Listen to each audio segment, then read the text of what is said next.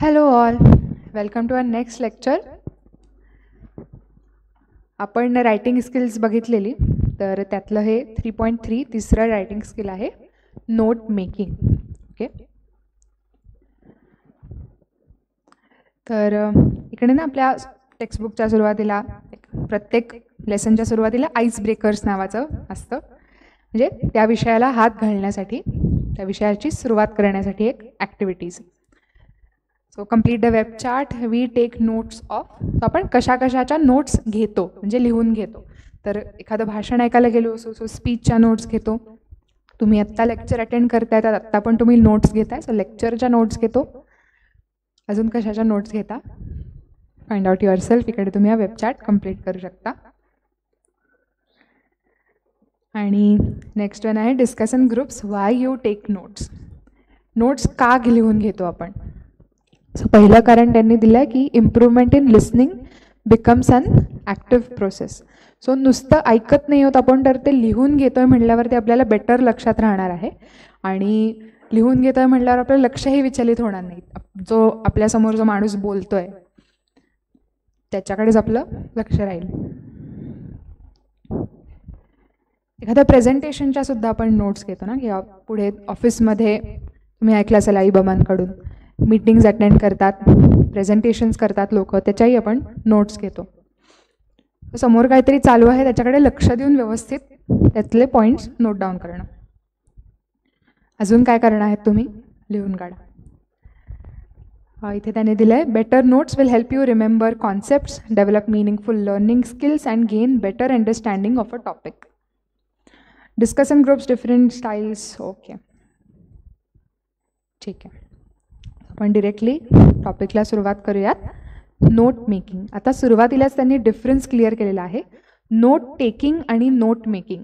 आत्ता जे आपण मगाशी बघितलं ना, वाय टेक नोट्स किंवा we take notes of whatever, हे कशाबद्दल होतं, नोट टेकिंग. म्हणजे ज्याला आपण मराठीत सुद्धा नोट्स घेणे म्हणतो किंवा नोट्स लिहिणे.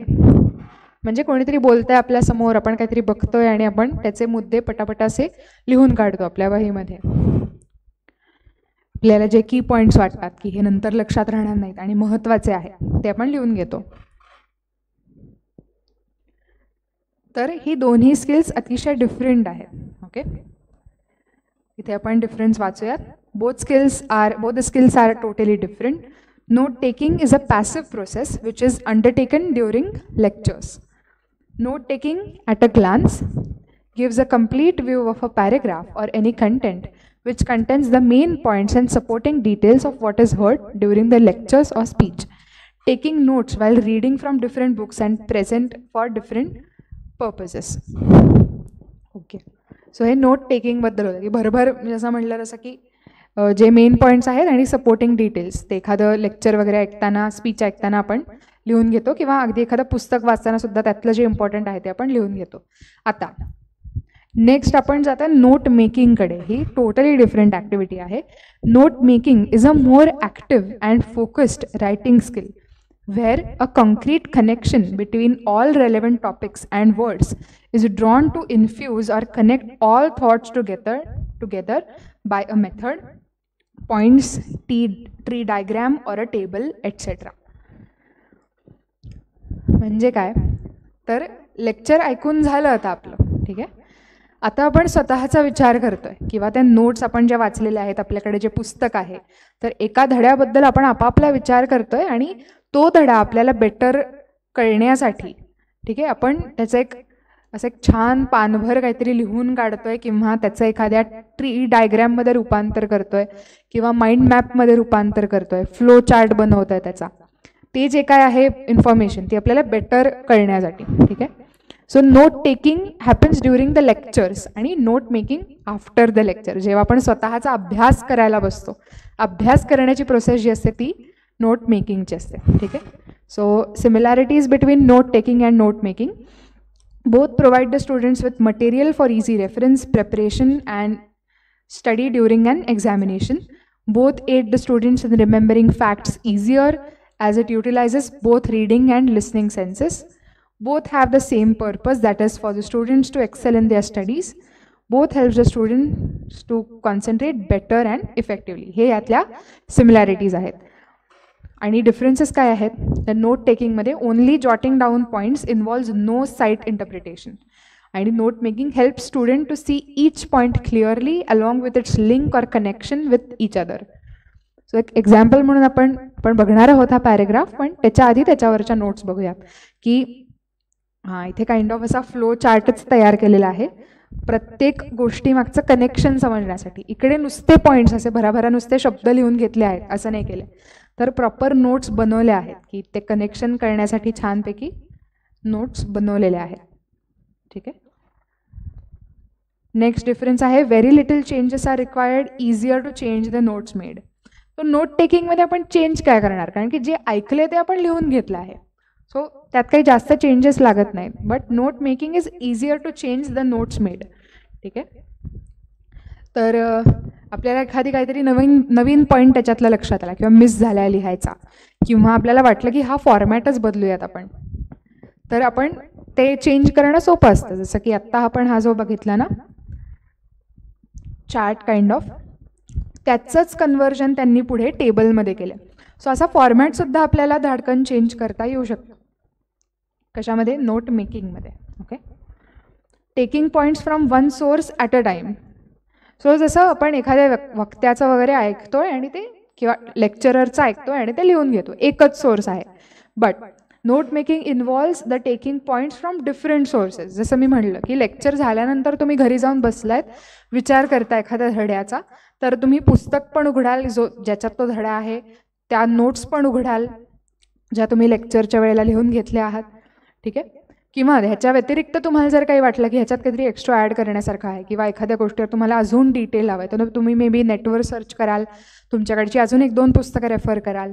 ठीक आहे. आणि मग तुम्ही त्याची नोट्स बनवाल. So it involves multiple sources. ठीक आहे. नोट टेकिंगमध्ये लेस अंडरस्टँडिंग, कारण की इट इज जस्ट पॉईंट्स, आणि नोट मेकिंगमध्ये मोर अंडरस्टँडिंग. जसं आपण बघितलं की नोट टेकिंग इज पॅसिव्ह, समोरचा माणूस बोलतो आपण तसंच्या तसं लिहून घेतो, आणि note making is active process, की आपण स्वतः विचार करतो की ह्यामध्ये काय कनेक्शन्स आहेत बाबा, आपण कसे ॲरोज करायला पाहिजेत, कसं ह्याचा फ्लो चार्ट बनवूयात, हे तुम्ही मेंदू तुमचा विचार करतो. It is an active process, आणि त्यामुळे त्याचं अंडरस्टँडिंग बेटर आहे. Sorry. So next one being points or notes are return in full form. Points given by sources are taken directly. तो मोठं मे बी लेक्चरचं एखादं अख्खं वाक्य तुम्ही लिहून घेतलं असेल, but note making is often short form. तर तेच वाक्य तुम्ही एखादा छोट्याशा कीवर्डमध्ये कन्वर्ट कराल, किंवा एखाद्या छोट्या बॉक्समध्ये कन्वर्ट कराल. Note taking only gives the early configuration for the whole topic आणि helps the students in, whereas note making helps the students in capturing its main key. So ज्या आपण काढलेल्या नोट्स आहेत त्याच्यावरनं एकदम अगदी बेसिक आयडिया मिळणार आहे त्या होल टॉपिकबद्दल. बट नोट मेकिंगमध्ये आपण तो पूर्ण टॉपिक लिहून काढू शकतो, त्याच्या नोट्स बनवू शकतो, आणि त्यामुळे त्याचा होल हे मिळणार आहे, आणि त्यातला मेन की पॉईंटसुद्धा कळणार आहे. नोट टेकिंगमध्ये notes are made from sources, they are handmade since the time available is limited. आणि note making constructed by the learner themselves in handmade or in computer typed form. So जसं आपण वर्डमध्ये गेल्यावर किंवा एक्सेलमध्ये गेल्यावर आपला डेटा पाय चार्टमध्ये वगैरे कन्वर्ट करतो है ना, सो तसं कॉम्प्युटराईजसुद्धा आपल्याला करता येऊ शकतं in case of note making. Note टेकिंगमध्ये समोरचा माणूस बोलतो, लिहून घेतो, तेव्हा वेळ लिमिटेड आहे, so it is obviously handmade. हा झाला फरक. तर आपण काय शिकणार आहोत? Note making. नोट टेकिंग तर आपण ऑलरेडी रोज करतोय, आणि note making is again very useful for the whole of your life. ठीक आहे. कुठलाही टॉपिक तुम्ही असा इझिली मस्तपैकी छान नोट्सच्या स्वरूपात मांडू शकता, आणि तो मस्तपैकी क्लिअर होतो. So styles of note making हे ऑप्शन्स आहेत की तुम्ही कसं करू शकता. तर टेबल्स, चार्ट्स म्हणजे आपण शाळेत शिकलेलो असतो, bar charts, pie charts, flow charts, line graph, tree diagrams, pictograms, maps and plans. Okay. So हे सगळे ऑप्शन्स आहेत. जसा आपला डेटा आहे, जसं आपली इन्फॉर्मेशन आहे, त्यावर बेस्ड आपण हे करणार आहोत, जसं असेल त्याप्रमाणे. तर इथे त्यांनी डिरेक्टली एक एक्झाम्पलच दिलं की हा एक फंडामेंटल्स ऑफ आयुर्वेदिक मेडिसिन नावाचा हा पॅरेग्राफ आहे, पॅसेज आहे, आणि त्यावरनं बेस्ड यांनी पुढे नोट्स दिल्या आहेत किंवा थोड्याशा आपल्याला कंप्लीट करायला ठेवल्या आहेत. मेनली त्यांनी कनेक्शन्स वगैरे काढून दिलेले आहेत. तर हा आपण बघूयात चॅप्टर म्हणजे हा पॅसेज आणि त्यातले जे आपल्याला की पॉईंट्स वाटतील ते आपण डिस्कस करू. So to understand Ayurvedic treatment, it is essential to have an idea of how the Ayurvedic system regards the human body. The basic life force in the body is prana, which is also found in the elements and is analogous to the Chinese notion of qi. As Swami Vishnudevananda, a yogi and expert, put it, prana is in the air but is not the oxygen nor any of its chemical constituents. It is in food, water and in the sunlight, yet it is not vitamin, heat or light rays. Food, water, air, etc. are only the media through which the prana flows. So प्राण ह्यावर त्यांनी focus केला आहे basically की आयुर्वेदिक system कशी चालते हे लक्षात घेण्यासाठी ते आपल्या शरीराकडे कसं बघतात हे जाणून घेणं गरजेचं आहे. त्यांचा व्ह्यू पॉईंट काय आहे ह्युमन बॉडीकडे बघायचा. ठीक आहे. तर त्यांनी स्वामी विष्णू देवानंद यांचं बोलणं जे आहे ते कोट केलं आहे इकडे की प्राण कसा आहे हे त्यांनी एक्सप्लेन केलं की आपल्याला वाटतं प्राण शब्द ऐकून की ऑक्सिजन किंवा एअर की आपण प्राणायाम करतो तर आपण ऑक्सिजन आत खेचून घेतो. पण it is not limited to that. It is that breath श्वास हे सुद्धा प्राणच आहे पण तेवढंच नाही आहे. तर ह्यांनी इकडे दिल्याप्रमाणे तो एअर, वॉटर, सनलाईट सगळीकडेच असतो. आणि ते म्हणतात food, water, air etcetera are the only media through which the prana flows. म्हणजे काय तर बघू पुढे दिलेलं असेल. So in Ayurveda there are 5 basic elements that contain prana. तुम्हाला 5 पंचमहाभूतांची नावं तुम्ही कदाचित ऐकली असेल. सो अर्थ पृथ्वी, वॉटर आप किंवा पाणी, फायर अग्नी, एअर वायू अँड इथर आकाश. आकाश म्हणजे नॉट द स्काय, ही कॉन्सेप्ट इथरची. आकाश म्हणजे बेसिकली पोकळी, स्पेस. कुठल्याही म्हणजे आपल्या आजूबाजूला आत्ता सुद्धा आकाश आहे, स्काय नाही आहे बट आकाश आहे. ठीक आहे. तर ही 5 एलिमेंट्स झाली. These elements interact and are further organised in the human body as 3 primary categories or basic physiological principles in the body that govern all bodily process known as the doshas. त्रिदोष वगैरे तुम्ही ऐकलं असेल. कुठले कुठले असतात? वात, कफ, पित्त. आणि ते those are basically combinations of these 5 elements. The 3 doshas are Vata, Pitta and Kapha. Each individual has a unique blend of 3 doshas known as the person's Prakriti. हे शब्द कदाचित तुम्ही ऐकले असतील. So आता which is the reason why Ayurvedic treatment is always personalized. की प्रत्येक माणसामध्ये ह्याचं प्रमाण कमी जास्त असू शकतं. काहींच्यात वात दोष जास्त आहे, काहींच्यात पित्त दोष जास्त आहे, इतर 2 कमी आहेत. तर त्यानुसार प्रत्येक माणसाच्या प्रकृतीनुसार ते मेडिसिन प्रिस्क्राईब करतात किंवा ओव्हरऑल औषध देतात किंवा एखादा गोष्ट ट्रीट करण्याची प्रत्येक माणसाला लागू होईल की नाही ते औषध किंवा ते ट्रीटमेंट हे वेगळं असतं. Because it is based on this prakriti. In Ayurveda, illness is regarded as a state of imbalance in one or more of a person's doshas, and an Ayurvedic physician works to adjust and balance them via a variety of methods. त्यामुळे 3 दोष जे आहेत, 3 दोष ते कायम balanced असले पाहिजेत असं त्यांचं म्हणणं आहे. आणि त्याच्यासाठी ते आपल्याला प्रयत्न करतात, त्याच्यासाठी ते औषधं किंवा ट्रीटमेंट देतात. आणि त्यांचं म्हणणं की हे 3 दोष जर वेल बॅलन्स्ड असतील तर we are in good health. आता प्रत्येक दोष त्यांनी इंडिव्हिज्युअली एक्सप्लेन केला. सो आतापर्यंत काय काय झालं की पहिलं झालं की प्राण हा इम्पॉर्टंट आहे आणि पंचमहाभूत जे 5 बेसिक एलिमेंट्स आहेत त्याच्यात प्राण असतो. त्या पंचमहाभूतांची आपण नावं बघितली. त्या पंचमहाभूतांचं कॉम्बिनेशन म्हणजेच 3 दोष असतात त्यांची नावं बघितली. कनेक्शन लक्षात घ्या कारण आपल्याला त्यानुसार नोट्स बनवायच्या आहेत. आणि येस, सो आता आपण प्रत्येक दोषाचं इंडिव्हिज्युअल जे आहे ते डिटेल्स बघूया. द वात दोष is associated with air and इथर. सो वायू आणि आकाश या तत्वांशी ते निगडित आहे. And in the body promotes movement, agility. So movement म्हणजे आपल्या शरीरातल्या ज्या काही क्रिया आहेत किंवा इकडून तिकडे जे रक्ताभिसरण होतं किंवा इतर फ्लुइड्स मूव्ह होतात ते ह्या वात दोषामुळे ते फॅसिलिटेट करतं. Vata people are typically thin and light physically, dry skin, very energetic and mentally restless. आता ह्यांनी ना त्या प्रकृतीनुसार, म्हणजे प्रत्येक माणसाची कशी प्रकृती आहे त्यावरून त्याचे फिजिकल आणि मेंटल कॅरेक्टरिस्टिक्ससुद्धा ठरवले जातात, म्हणजे तसेच असतात ते साधारण. तर मग त्यांनी ह्या कॅरेक्टरिस्टिक्स दिल्यात की वात दोष ज्यांच्यामध्ये हाय आहे ते माणसं कशी असतात. When vata is out of balance there are often nervous problems, hyper activity, sleeplessness, lower back pains and headache. So वातदोष जास्त झाल्यामुळे काय होऊ शकतं हे सुद्धा इथे दिलं आहे. पित्त दोष is associated with fire and water. तर अग्नी आणि जल, पाणी या तत्वाचं हे कॉम्बिनेशन आहे व त्याच्याशी निगडित आहे. In the body it is responsible for metabolic processes and digestion. So metabolism तुम्ही ऐकलाच असेल शब्द. तर मेटाबॉलिझम आणि डायजेशन, पचन या क्रियांशी ते निगडित आहे.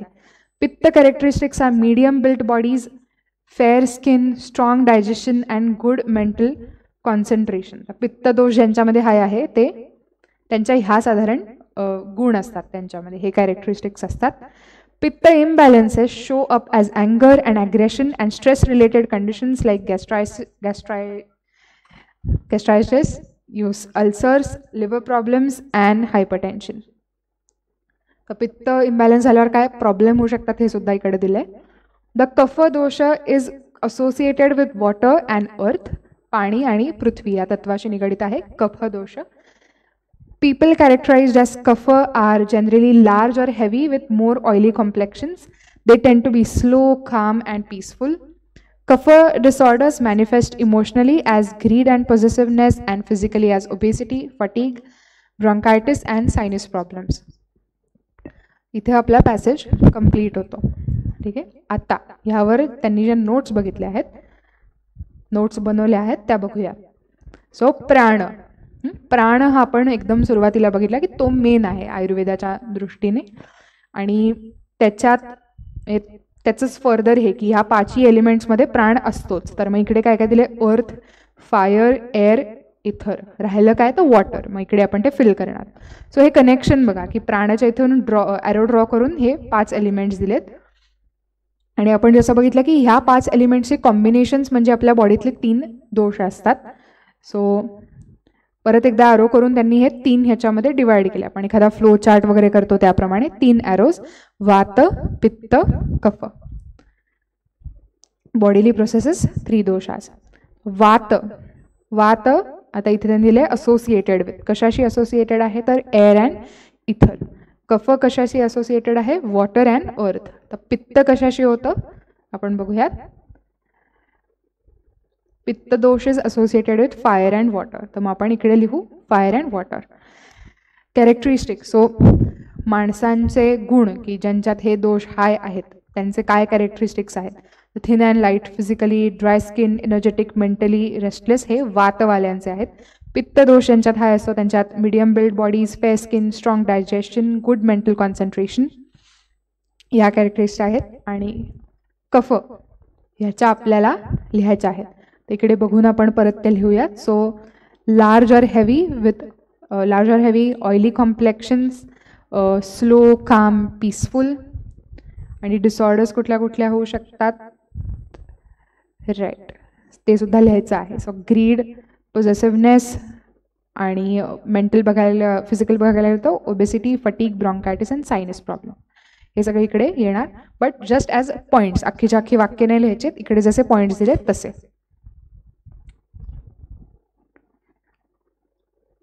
Okay.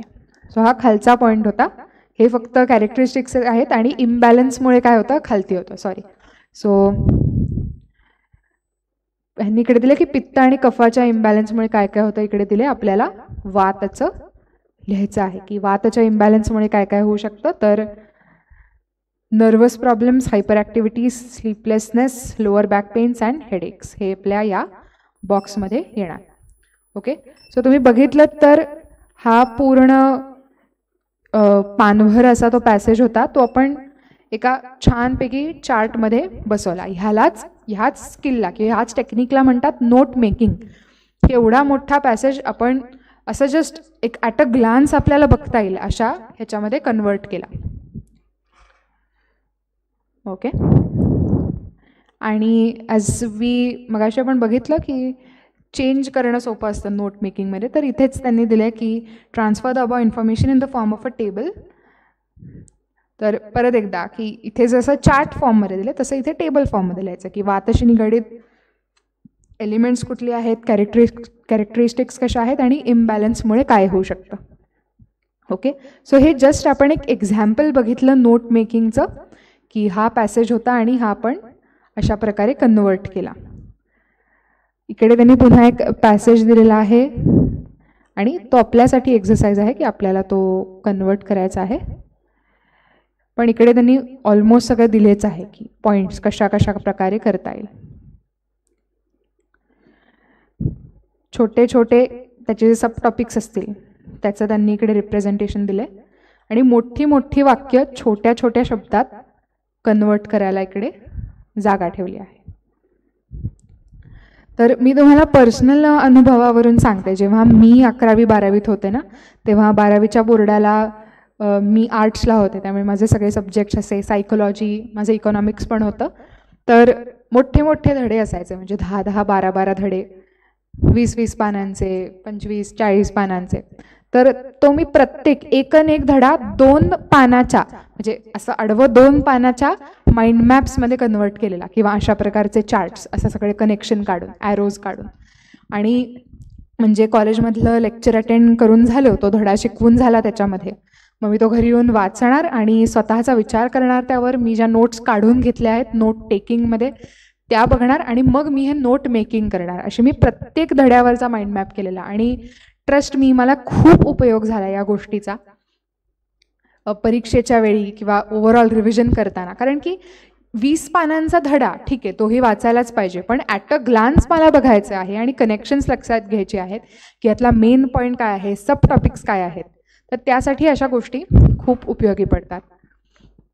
So note making is a life skill. आपण हे इथे ते एक्झाम्पल्स दिलेलीच आहेत, आपण सुद्धा नंतर एक्झाम्पल्स बघूयात आणि नोट मेकिंग कसं करायचं हे आपलं स्किल जास्तीत जास्त इम्प्रूव्ह करायचा प्रयत्न करूयात. इथे फक्त फ्लो चार्ट अँड टेबल दिलं आहे, पण इथे त्यांनी वर दिल्याप्रमाणे कुठल्याही प्रकारे, ह्यापैकी कुठल्याही प्रकारे ते होऊ शकतं, म्हणजे dependent on the data.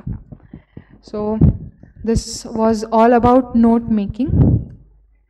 I hope you have understood this well. So thank you so much. See you in the next lecture. Thank you.